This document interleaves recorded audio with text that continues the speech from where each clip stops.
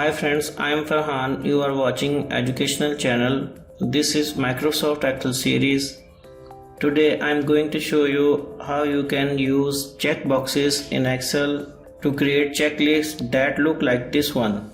Adding a checkbox is very easy by using the outcome of the checkbox, so whether the box is checked or not is also very easy. Once you understand how to use this, one setting that I'm going to show you, this is basic level thing, but most important thing in advanced level. Please do not skip this video. This will improve your skill. If you like this, please subscribe. Let's start.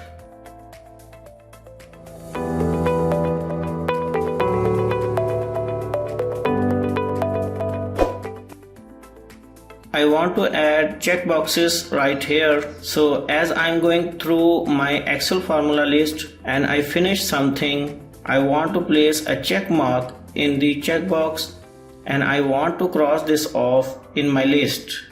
Let's add a checkbox. To do that, you need to go to the developer tab. Now, if you don't see the developer tab because it is not here by default, you need to click on this drop down arrow and go to more command option and click on customize ribbon. Under main tab, here you are going to see developer check mark here. If not, click here, click on that and press OK. You are going to see developer tab right here. Then go to insert and in form controls, see the checkbox right here. That's what we need. Click on it and then draw it where you want to have it. I draw it in B3 cell and resize this and fit it inside the cell B3.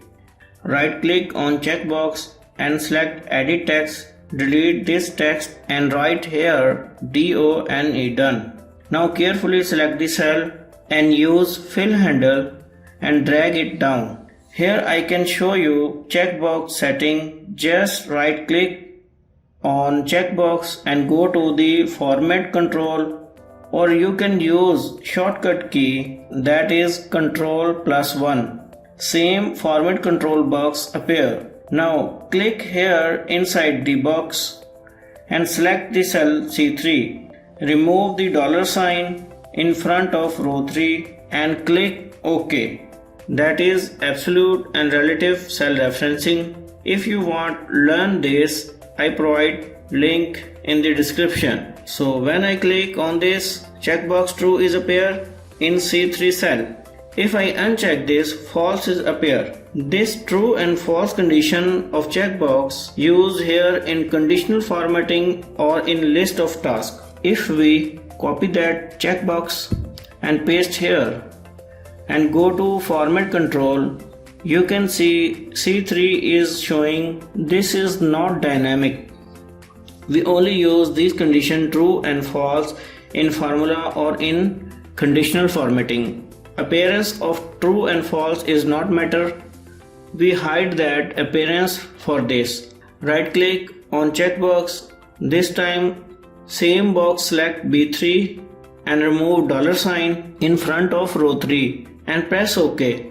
You can see if I click on checkbox, true is appear in same box B3. If I uncheck, false appear. This is confusing. Don't worry about that. Select B3 cell and go to home tab and select white in font color. You cannot see true and false appearance, but it is still there. So assign cell link to each box.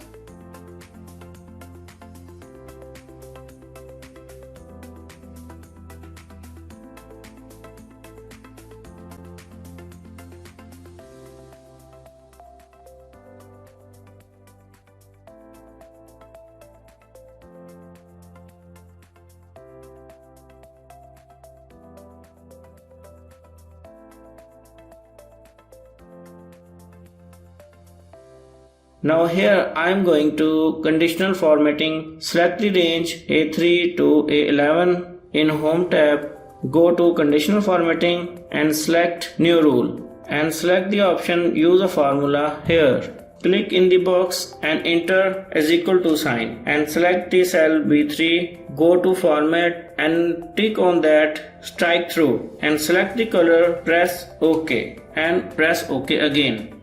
Now if I want to unlist this, just click on checkbox. You can see sum is unlist or conditional formatting is applied on that.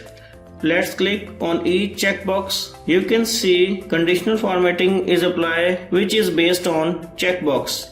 Now you can use this result in formulas. Let's create a list of tasks. I can use here filter formula, enter is equal to sign, bracket start and select the array A3 to A11, comma, include B3 to B6. This range, anything in range B3 to B6 is false, comma, double comma and in between double commas we write all done and press enter. Here is task list.